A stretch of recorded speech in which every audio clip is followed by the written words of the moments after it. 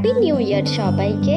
তো এই ব্লগটি আমি শ্যুট করেছিলাম 31 ডিসেম্বরের, আর আজকে আমি এটাকে পোস্ট করছি। যাই হোক, পোস্ট তো করছি, এটাই আমার মনে হয় আমার জন্য অনেক। তো বেলা বাজে তখন 11:30 12:15। তো আমরা সবাই বেরিয়ে পড়েছিলাম, যাচ্ছিলাম ব্যারাকপুরে শ্বশুর বাড়িতে। আর উমেজাকেও তখন ঘুম থেকে শুধু তুলে জাস্ট আমরা বেরিয়ে পড়েছিলাম, যাচ্ছিলাম আমার বর আর আমার ছোট্ট ননদ।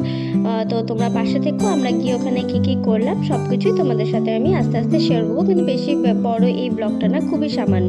অ্যাজ ইউজুয়াল আমি শ্বশুর বাড়িতে গিয়ে কোনো রকমভাবে টাইম পাইনি কোনো কিছু শ্যুট করার। সেখানে আমার শাশুড়ি মা, আমার পুচকে আর একটা ননদকে নিয়ে আমরা চলে গেছিলাম টিটাগড় বাজারে। আমাদের কিছু শপিং করার ছিল বিয়ে রিলেটেড। তো সেখানে কিছু আমরা লেহেঙ্গারও দেখছিলাম যে কী এখন ট্রেন্ডিং চলছে না চলছে। তো বাড়িতে এসে আমাদের হট করে প্ল্যান হলো যে আমরা চিকেন কাবাব বানিয়ে খাবো। তো এই শিকটা আমরা জোগাড় করেছিলাম পাশের একটা দোকান থেকে। দোকানের আঙ্কেলটা চেনাশোনা ছিল বলেই শিকটা দিয়ে দিয়েছিল, তো ভালোই হলো। আর উনুন তো আমাদের বাড়িতে ছিলই, তো সেটা থেকে আমরা বারবিকিউ টাইপ বানিয়ে 31st নাইটটা খুব ভালোভাবে এনজয় করেছি। তো চিকেনটাকে অলরেডি ম্যারিনেট করে রেখে দিয়েছিলাম 2-3 ঘন্টার জন্য। তারপরে যখনই রাত্রির প্রায় 10টা 10:30 বেজে গেছিলো না, সেই আমরা লেগে পড়েছিলাম এইবার আস্তে আস্তে করে আমরা এগুলোকে রোস্ট করব আর খাবো। তো বেসিক্যালি কি, এই রাত্রিটা চিকেনের গন্ধে পুরো ঘরটা এতটা সুন্দরভাবে সুগন্ধ হয়ে গেছিলো যে কল্পনাই করা যাচ্ছিলাম না।